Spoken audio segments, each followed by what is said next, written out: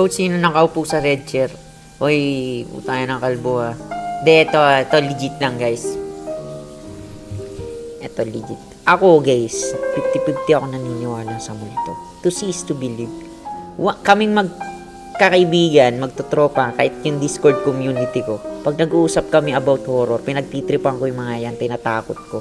Pero deep inside, kinikilabutan ako. Like, kapag nagko-comment kayo ng ganyan, tumitingin talaga ako minsan sa likod ko. Like, kinikilabutan talaga ako. Kaya, huwag kayo nagbibiro ng ganyan.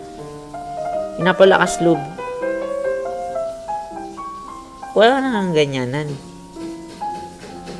What if yung nag-comment nakakita talaga? Di ba? Huwag kayo magbibiro na may nakatayo sa likod ko, may nakaupong bata, may nakaputi. Hindi ako makakatakbo nun, pre. Huwag kayo ganun.